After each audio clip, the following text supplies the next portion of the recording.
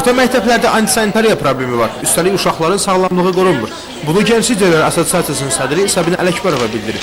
Adı çəkilən problemlərin həlli yollarını tapmaq üçün orta məktəb rəhbərlərinin, müəllimlərin və ictimai təşkilatların iştirakı ilə Gənc Liderlər Assosiasiyası mini forum keçirdi. Forum iştirakçıları orta məktəblərdə su təchizatlarının, istilik qurğularının işləməməsini, tibb məntəqələrinin fəaliyyətsizliyini, tualetlərin bərbad halda olmasını təsdiqlədilər. Bugünkü forum seminar iştirakçıları bu problemlərin həlli yollarını müxtəlif yöndən baxdılar və mənə də gəlir ki, bunların da çoxu düzgün idi. Məsələn, məktəblərdə xadimələrin az maaş alması, yəni bu dövlət tərəfindən, yəni bu artıq məktəb direktorunun səlahiyyəti və yaxud icra başçısının səlahiyyəti çərçivəsində deyil.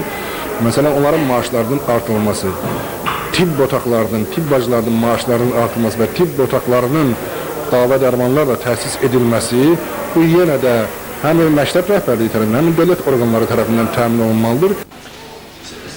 Foruma toplaşanlar problemlərin həlli üçün müxtəlif təkliflərlə çıxış etdilər. Qeyd olundu ki, bu işdə məktəblərdə valideynlər komitələrinin yaradılmasının böyük rolu ola bilər. Yaradılan komitə şəxsi və xeyriyyətçilərin hesabına yığılan vəsaiti adı çəkilən problemlərin aradan götürmək istiqamətinə yönəldəcək. Bundan əlavə QHT nümayəndələri donor təşkilatlarını da bu işə cəlb edəcəklərini bildirdilər. Qeyd edək ki, şəhərimizin biznes strukturlarının nümayəndələri forumda iştirak etmək üçün dəvət olunsalar da heç biri gəlmədi. İlqar Ağayev, Fərruh Qafarov, Xəbər Plus.